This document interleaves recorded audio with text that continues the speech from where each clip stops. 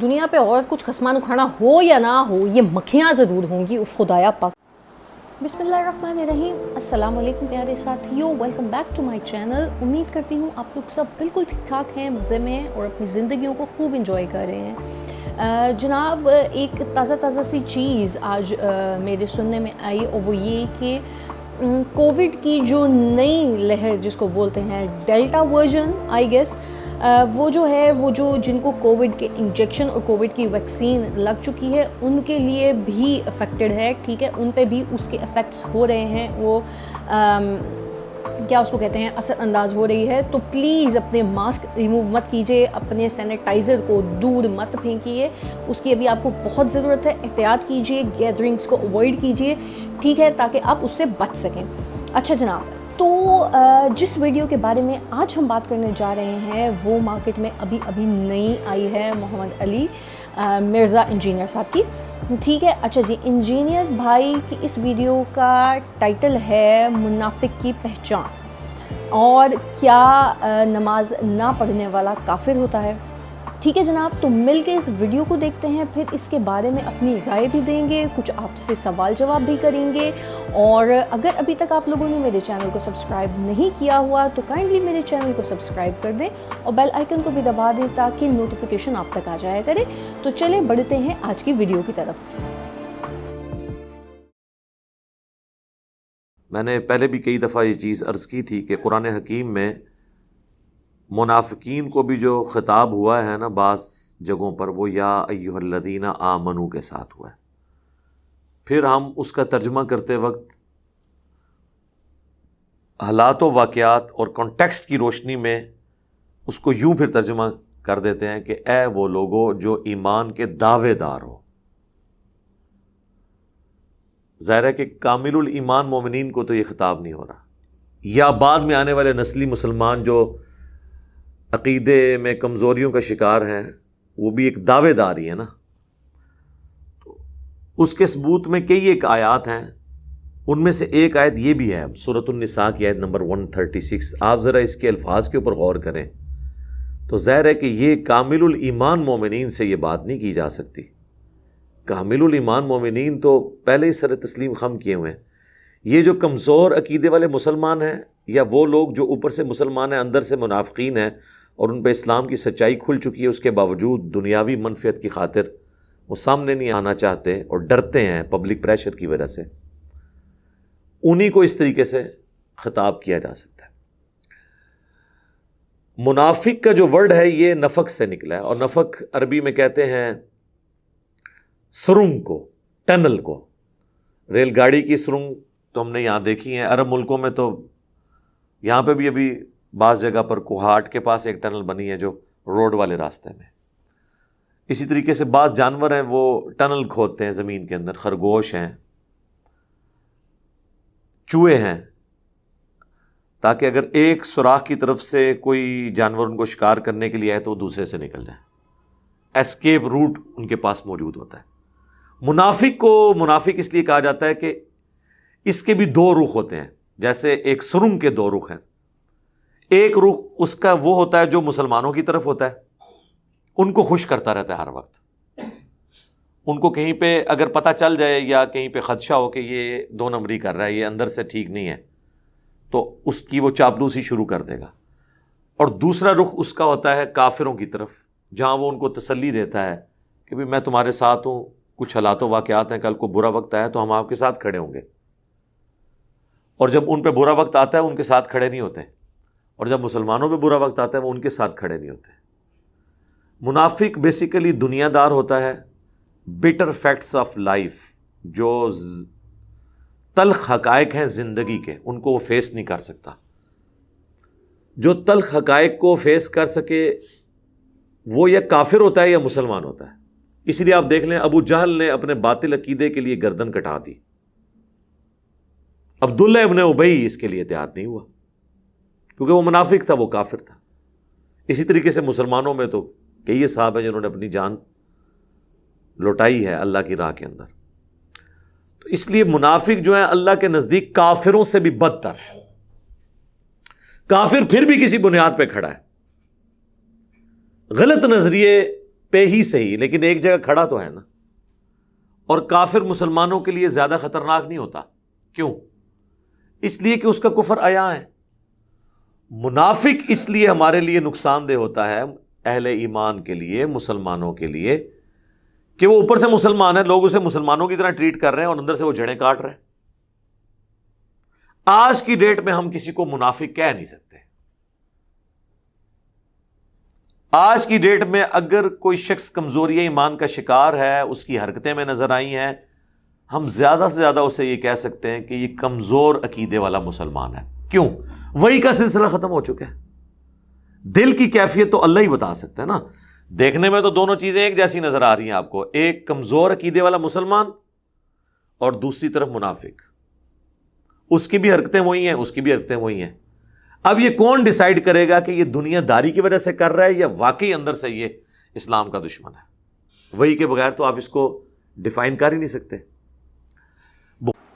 دنیا پہ اور کچھ خسمان اکھاڑا ہو یا نہ ہو، یہ مکھیاں ضرور ہوں گی. خدایا پاک، اتنی میں تو تنگ پڑ گئی ہوں ان سے. فیومیگیشن بھی کروائی ہوئی ہے گھر پہ پر، لیکن مکھیاں تو جو ہے نا وہ تو کہتی ہیں کہ ہم نے تو جان چھوڑنی نہیں نا. ایک یہ مکھیاں، دوسری یہ چھپکلیاں.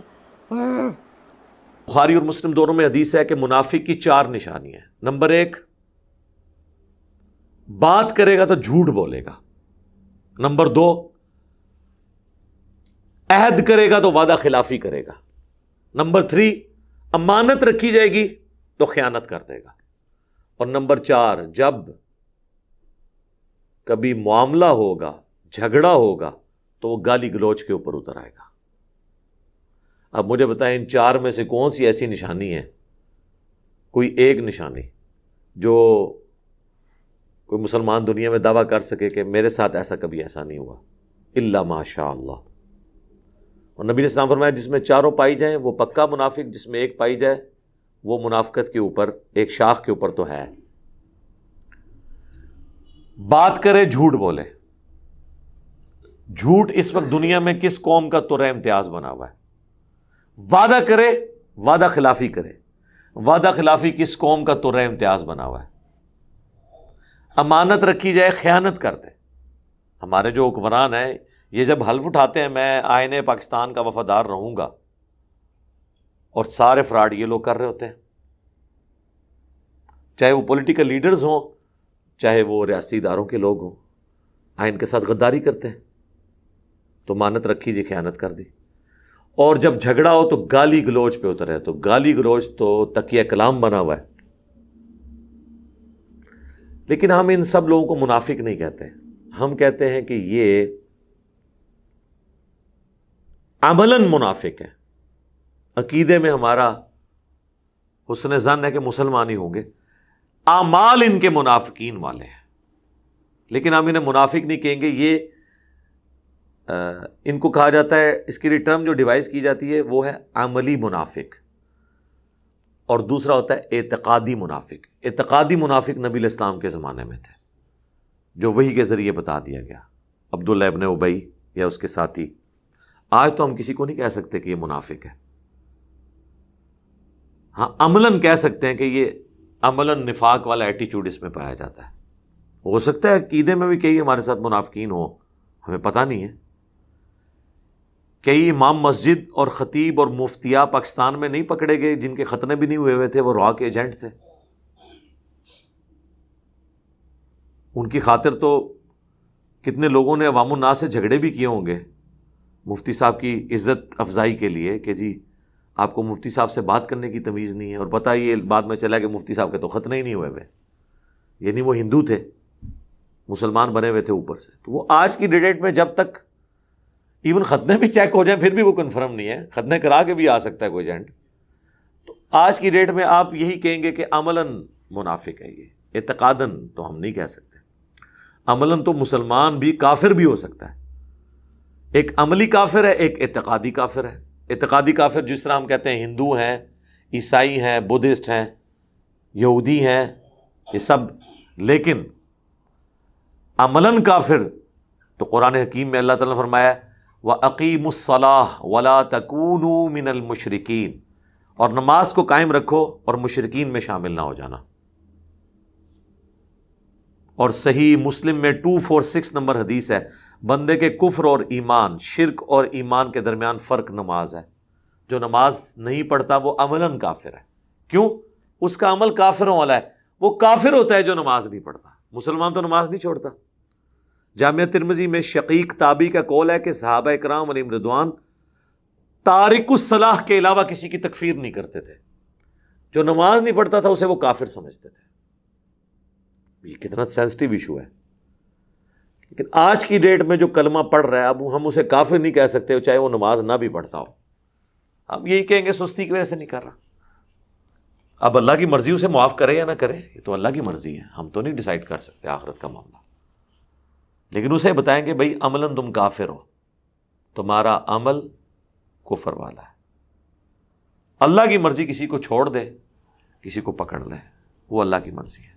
خیر یہ پیورلی ٹیکنیکل بحث ہیں۔ علماء عرب نے تو فتویٰ دیا ہے کہ جو بندہ سرے سے نماز نہیں پڑھتا وہ دار اسلام سے خارج ہے، اس کا جنازہ بھی نہیں پڑھا جائے گا، اس کو کوئی مسلمان بچی بھی نہیں دے سکتا، وہ جسٹ لائک ایتھیسٹ ہندو اور بدھسٹ ٹریٹ ہوگا۔ علماء عرب کا یہ فتویٰ ہے۔ آلموسٹ یہی فتویٰ امام شافعی، امام احمد بن حنبل کا ہے۔ اس میں سب سے لینیئنٹ ویو امام حنیفہ کا ہے، وہ کہتے ہیں ایسا شخص قید کر دیا جائے جب تک کہ وہ دوبارہ نماز شروع نہ کر لے، ادروائز اس شخص کو آزاد گھومنے کی اجازت نہیں ہے۔ علماء عرب میں سے شیخ البانی ایک ایسی پرسنالٹی ہیں جنہوں نے اس معاملے میں بخاری اور مسلم کی ایک حدیث کا سہارا لیا ہے کہ نبی علیہ السلام فرماتے ہیں کہ میں جب آخری دفعہ جہنم کی طرف جاؤں گا، بلکہ آخری بھی نہیں، یہ سیکنڈ لاسٹ ٹائم ہوگا، تو مجھے اللہ تعالیٰ حکم دے گا کہ جس کے دل میں رائی کے دانے کے برابر ایمان ہے اور اس نے زندگی میں صرف ایک ہی دفعہ پڑھا ہوا ہے لا الہ الا اللہ محمد رسول اللہ، اور اس کے علاوہ اس کے پلے کوئی نیکی نہیں ہے، اس کو بھی میں جہنم سے نکال کے جنت کی طرف لے جاؤں۔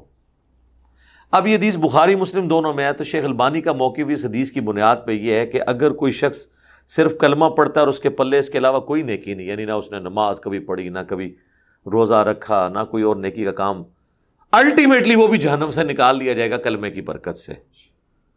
اور وہ اس حدیث کی بنیاد پہ یہ سمجھتے ہیں کہ ہمیں تارک الصلاح کو کافر نہیں کہنا چاہیے، باقی ہر طرح کی سرزنش اس کے اوپر کریں، لیکن جب وہ کلمہ گو ہے نا تو کلمے کا احترام کریں۔ اس کو سپورٹیو وہ حدیث بطاقہ بھی ہے نا، کاغذ کے پرزے والی حدیث، بطاقہ عربی میں کہتے ہیں کاغذ کا ٹکڑا، جو جامعہ ترمذی میں حدیث ہے کہ قیامت والے دن ایک شخص کے 99 دفاتر گناہوں کے کھولے جائیں گے اور دوسری طرف اس کے پلڑے میں صرف ایک کاغذ کا ٹکڑا رکھا جائے گا جس پہ لا الہ الا اللہ محمد رسول اللہ لکھا ہوگا، اور وہ شخص حیران ہو رہا ہوگا کہ میرے اتنے گناہوں کے سامنے یہ ایک پرزہ کیا کر سکتا ہے، تو وہ کلمے والا پلڑا بھاری ہو جائے گا، اسے جنت کا حکم سنا دیا جائے گا۔ لیکن وہ ایک ہی شخص ہوگا جس کو نبی علیہ السلام نے رپورٹ کیا۔ آپ نے یہ نہیں کہا کہ جتنے بے نمازی ہیں ان کے لیے کاغذ کے ٹکڑے وہاں پہ تیار ہیں، کام چک کے رکھو، نہ۔ اسی طریقے سے بخاری مسلم میں جو حدیث ہے کہ ایک بدکار عورت تھی، اس نے اپنے چمڑے کے موزے میں ایک پیاسے کتے کو پانی پلا دیا تو اللہ تعالیٰ نے اسے بخش دیا۔ تو اس کا یہ قطعاً مقصد نہیں کہ حضور یہ کہہ رہے ہیں کہ بدکار عورتیں جو ہیں وہ ہفتے میں ایک دفعہ کتوں کو پانی پلا لیا کریں، ورنہ دوسری تو وہ بھی حدیث ہے بخاری اور مسلم دونوں میں کہ ایک نیک عورت تھی، اس نے ایک بلی قید کی اور وہ بھوکی پیاسی مر گئی، نبی علیہ السلام فرمایا اس کی وجہ سے وہ جہنم میں ہے۔ دوسری طرف حقوق العباد بھی نہیں بلکہ جانوروں کے حقوق کے معاملے میں بھی اللہ تعالیٰ گرفت کر سکتا ہے، لہذا اس معاملے کو ہلکا نہیں جاننا چاہیے۔ ہم آخری درجے تک کوشش کرتے ہیں کسی کی تکفیر نہ کریں، لیکن اگر دنیاوی منفعت کو دیکھا جائے تو کوئی شخص بھی اگر اس کو یہ پتہ چل جائے کہ جو یہ نہیں کرتا وہ غدار وطن ڈکلیئر ہوگا اور ایک ہفتے کے اندر پھانسی لگ جائے گا، تو آپ دیکھیں یہ سارے لوگ نماز شروع کر دیں گے، وہ کہیں گے جی یہ تو ڈیفینیشن جب ہوگی محب الوطنی کی، حب الوطنی کی، ادروائز پھانسی چڑھ جانا ہے جس نے نماز نہ شروع کی، تو اس کا مطلب یہی لے رہے ہوں گے۔ البتہ صحیح مسلم کی جو حدیث ہے نا 246 کہ بندے کے کفر اور ایمان، شرک اور اسلام کے درمیان فرق نماز ہے، اس کا مطلب وہ یہ نہیں لیں گے۔ جہاں دنیا کی منفعت جڑی ہوتی ہے وہاں پہ ہم پھر اس قسم کے مطالب لینا شروع کر دیتے ہیں۔ تو اب یہ میں نے ساری باتیں اس لیے کی، میں نے ظاہر ہے کہ جو بھی گفتگو اس وقت اللہ تعالیٰ شرح صدر مجھے کرتا ہے میں وہ گفتگو کر دیتا ہوں، تاکہ ہماری یہ قرآن کلاسز کی ریکارڈنگ کے اندر وہ سب کچھ جو میں نے اتنے سالوں کی محنت سے حاصل کیا ہے، ٹیکنیکل بحث ہیں اور وہ ساری چیزیں جو قرآن سے جڑی ہوئی ہیں، وہ آپ تک پہنچ جائیں۔